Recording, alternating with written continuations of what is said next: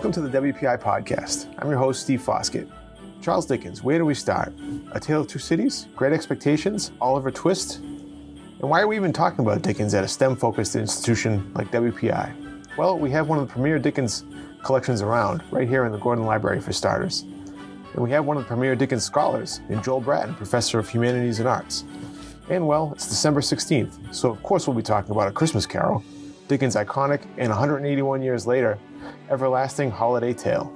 Joel, welcome to the podcast. Thank you, Steve. It's a pleasure to join you.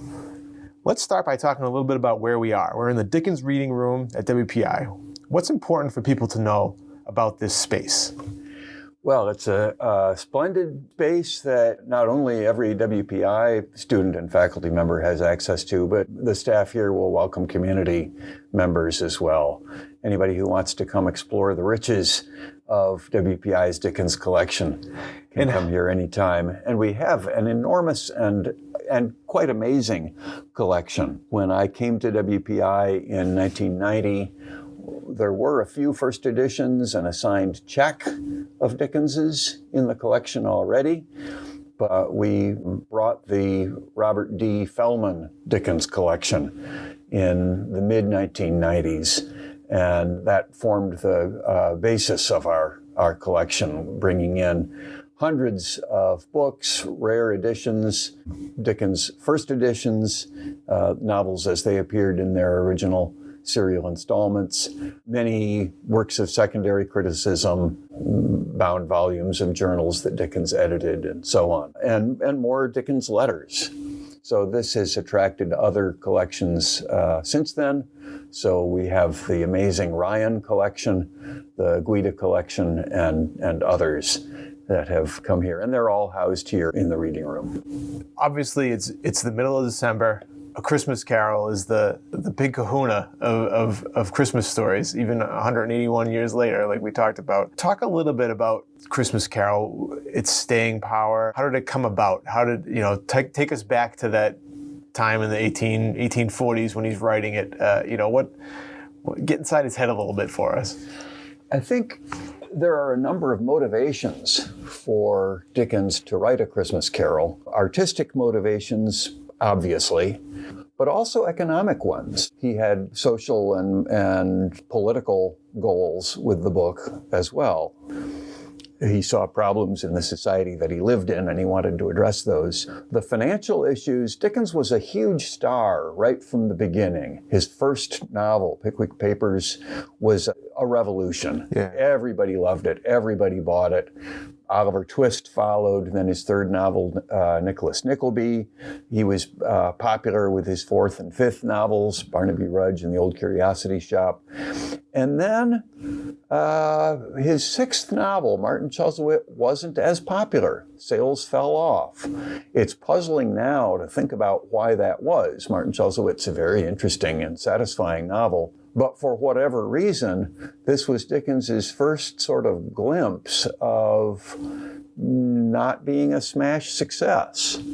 And he had a large family to feed, the older generation he was taking care of, as well as the younger generation.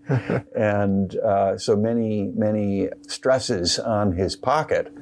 And he thought that perhaps a Christmas book might fill the bill and bring in some additional income. So in the middle of writing Martin Chuzzlewit, he was not yet finished with that serial novel. All of Dickens's novels were published in parts, in serial installments. And as he was writing the end of Martin Chuzzlewit, he had the idea for A Christmas Carol and wrote it in a white-hot heat of creativity in about 6 weeks. Wow. Had it published with his publishers, Chapman and Hall, as quite a deluxe volume. It's a book that cost only 5 shillings for the consumer to buy. Hardbound book, nicely bound with gold lettering embossed on it and gilt edges. The illustrations for A Christmas Carol, there were 8 illustrations, 4 of them hand-colored. And you think about what hand-colored illustrations means. If there's a first edition of 6,000 copies with 4 illustrations to be hand-colored, that's 24,000 pages that need multiple artists, one person holding a yellow paintbrush, one holding a blue paintbrush, one holding a red paintbrush, to color them all and get them bound into the right volumes. That's fascinating. It's amazing. The title page is multicolored, printed in different colors. Some things that would be perhaps easy to do with a laser printer now, but maybe not. For the one person out there in the universe who doesn't know the plot of A Christmas Carol, kind of breeze us through the high points of his book. A Christmas Carol is not a novel. It's a short work of fiction. It's called A Christmas Book, and it tells the familiar story of miser businessman Ebenezer Scrooge, who is visited one night on the anniversary of his partner Jacob Marley's death by the ghost of Jacob Marley, who tells him that he will be visited by 3 spirits come in the hope of reclaiming Scrooge from the torments that Jacob Marley himself suffers. So the ghost of Christmas past, the ghost of Christmas present, and the ghost of Christmas yet to come sequentially visit Ebenezer Scrooge. And at the end of the short work, Scrooge sees the light, reforms, becomes a better and happier and more worthwhile person as a result of that intercession. Dickens called it A Christmas Carol, nodding to music, and divides the work into 5, not chapters, but staves, keeping up the musical metaphor. So in the first stave, he meets Jacob Marley. In the second, the ghost of Christmas past. The third, the ghost of Christmas present, with Bob Cratchit and his family, including Tiny Tim, who is well known for blessing us all. So for that one person that didn't know the plot, I maybe should have said spoiler alert first, but I think the horse may be out of the barn at this point. So many people know A Christmas Carol who haven't read it. There's so many different ways to absorb it. I think it would be hard to find an American that hadn't heard "God Bless Us Everyone," said Tiny Tim. Yeah. Even if you've never read the book. I'm always interested in how these things were received at the time. Because sometimes things, you hear about an author or a poet or something that, wasn't really well known in their day. He was. And how was A Christmas Carol? Was it a hit? Was it the hit that he needed? It was. It was hugely successful, tremendously popular. The book was published on the 19th of December, 1843, and its first edition sold out before the end of the year. In fact, the second and third editions were well on their way to being sold out by the end of 1843. Everybody read it. It was also available to people who couldn't read because it was dramatized immediately. By the 5th of February, 1844, there were 8 different versions that were on stage in London. And it's been, of course, the subject of many, many adaptations since then. So people who don't read books can still see televised versions or film versions today. And as a Dickens scholar, you've read everything he's written. What sticks out to you about what may have been the key to his success with this book? Well, I think there are many wonderful things about the book. It's, in my view, Dickens's best work of short fiction. Dickens wrote a lot of short fiction. He wrote a lot of journalism too, but his novels are justly the reason that he's most famous. But I think A Christmas Carol is a wonderful introduction for people who would like something shorter than a long novel to find out why Dickens is great. And what's great in the book? Well, Dickens's humor is there, his brilliant writing style, pathos. There's a lot to feel in the book, and it tells a powerful story. I think the idea that change is possible, that we can become better people even after years of not being better people. We can rise above that. We can learn and grow and feel for other people. And I think that those are a big part of why the book has endured, why it continues to attract readers decade after decade. Just looking at the number of Netflix selections of Christmas Carol or Christmas Carol derived things, there's always a little hint of that sort of time of year, reflecting on, am I a good person? Am I doing the right thing? That still sort of sprinkles throughout popular culture. That's right. And the seasonal connection is an important one. I think a lot of people have given Dickens credit for inventing Christmas, which goes a little too far. But he certainly did help bring back Christmas celebrations that had for quite a long time been unobserved. So the idea of the Christmas spirit was important to Dickens. It was something that he himself celebrated and enjoyed and wanted others to join in. Obviously, it was a hit. He did very well with it. Was he typecast after that? Was it sort of was there an expectation of him to be able to keep churning out these popular hits? Where did he go after this? This is the first of his Christmas books. He wrote 4 later Christmas books, typically published in the same kind of format, not published serially, but published as independent small books, hardbound. A Christmas Carol is the first and the best of those 5 Christmas books. But he never quite got to the heights of A Christmas Carol. No, I don't think so. Yeah. Those who are interested in reading more of the Christmas books might be advised to try The Cricket on the Hearth or The Chimes.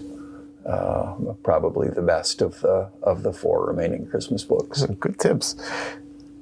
So you're a professor here at WPI. You teach Dickens. You just wrapped up a class that looked at A Christmas Carol. How do you handle Dickens in the classroom? Well, it's an interesting form of class that WPI offers. It's called an inquiry seminar. The enrollment is strictly capped, so it's a small number of students. We meet down here in the reading room, sit around a seminar table, and talk about A Christmas Carol for 2 hours a week. The students do a great deal of writing, and many writing exercises.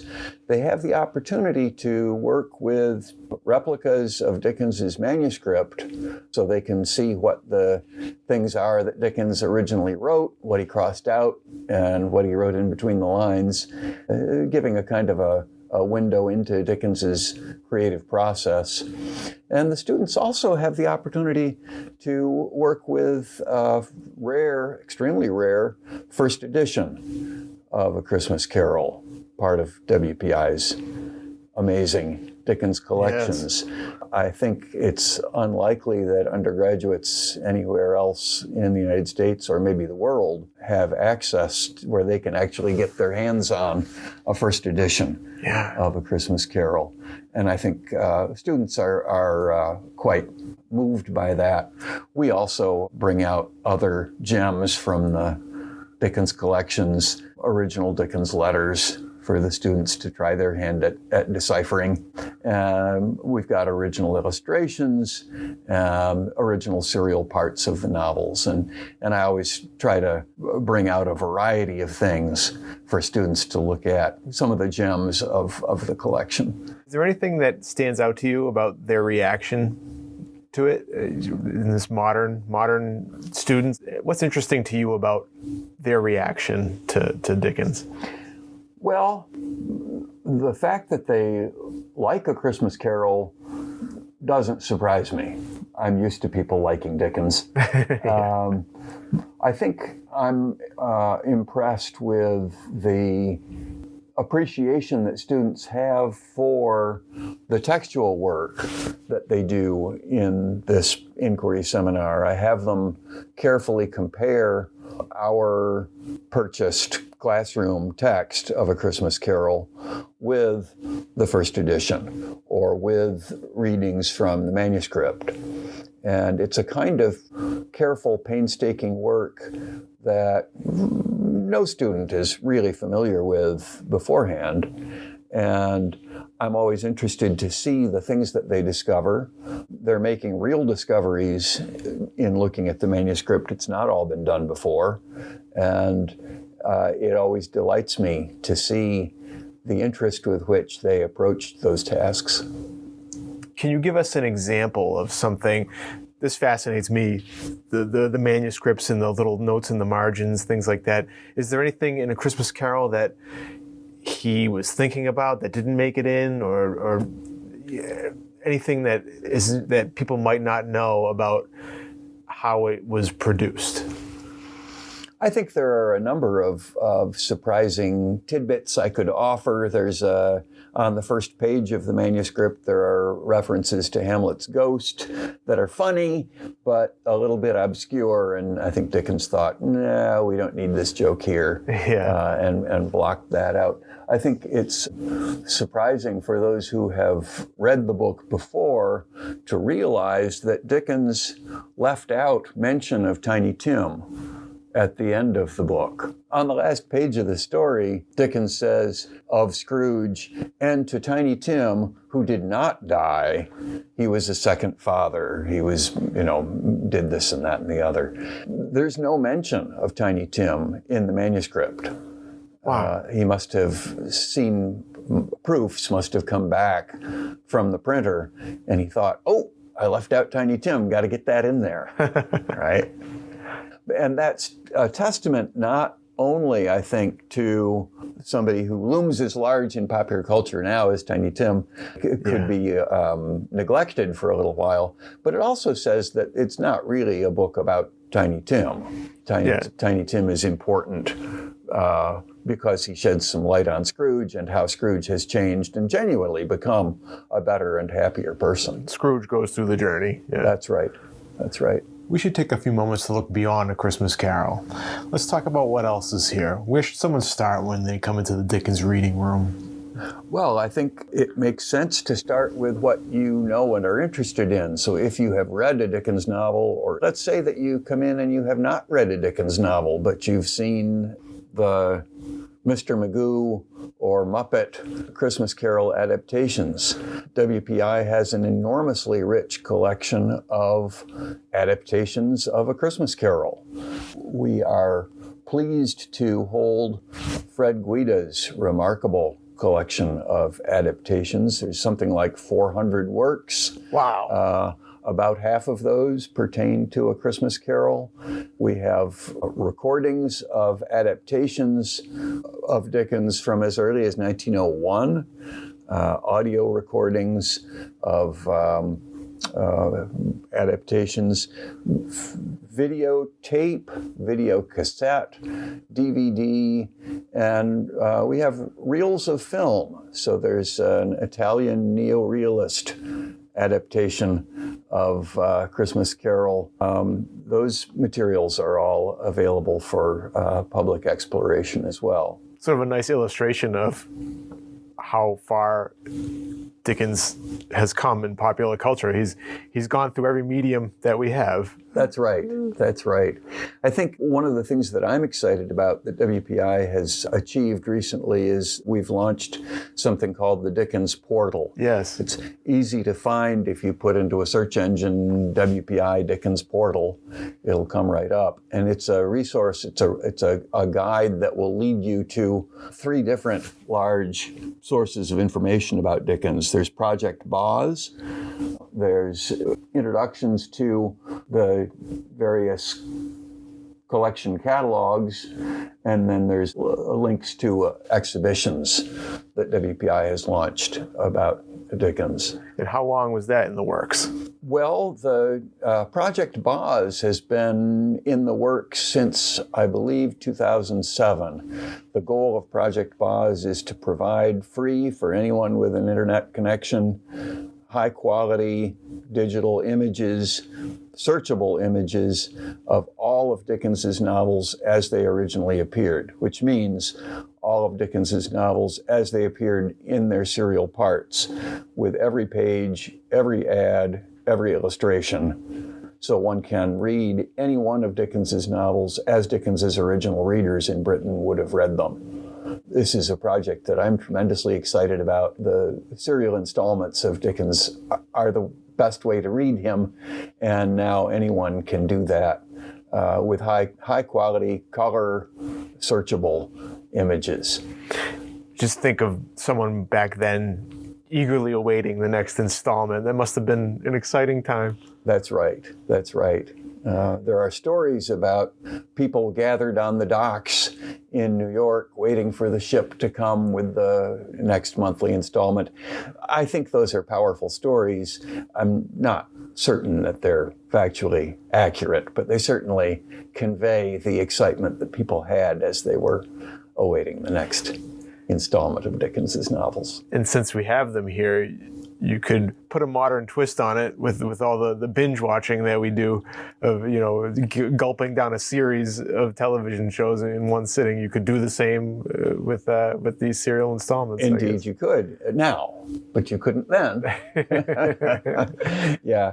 In WPI, the institution that is home to both of us, operates its undergraduate calendar on a 7-week term.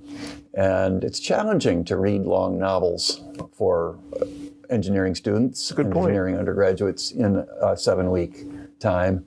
And I've developed a course called Popular Fiction Reading in Installments, where students can take the time to read a long Dickens novel in its monthly serial installments, rather than having to gobble the novel down in the first week of class. We can talk about the first installment and the second installment, and then come back next class session and talk about the third installment and the fourth one. And it lets students recreate in a 7-week period what Dickens's readers experienced over the course of 19 months. Yeah, you're sort of relieving that academic pressure and sort of taking them back to how it was intended at the same time. Right, and it gives us the time to look more closely at the details of Dickens's writing, which certainly repay close attention. Wow. What keeps you going with Dickens? You've been a Dickens scholar for most of your career. What still excites you about him? It's the wonderful writing. Every time that I teach Dickens, I reread the novel that I'm teaching, which means that I've read some novels 10, 15, 20 times. And I still discover new things. There's such richness, such depth to the novels. I'm also interested in Dickens's creative process, and that's something that has held my interest for many decades. I was introduced to reading Dickens's manuscripts back in the 1970s. I went to London and read the manuscripts in the Victoria and Albert Museum, and have since made a policy of looking around for whatever Dickens manuscripts I can find, teasing out what Dickens originally wrote, what he crossed out, and when I say crossed out, usually scribbled out with thick swirls of ink, but still you can make out what's underneath there. These things fascinate me, a glimpse into the creative mind of a genius. Talk about your work with the Oxford University Press. The Oxford edition of Charles Dickens is now launched and well underway. This is Oxford University Press's scholarly edition of Dickens's works, and that was launched a couple of years ago with the first volume, Sketches by Boz. My 2-volume edition of Nicholas Nickleby is the first novel published in the series. Earlier this year, in 2024, hot on its heels came The Uncommercial Traveler, a collection of Dickens's late journalism. And more volumes are, of course, coming. I'm busy working on A Tale of Two Cities, which I hope will be available in 2025, if not, then in 2026. So Dickens is still getting the treatment after all these years. Dickens's novels have never, ever gone out of print, and they never, ever will. Joel Brattin, thank you for joining us. Absolutely. It was my pleasure.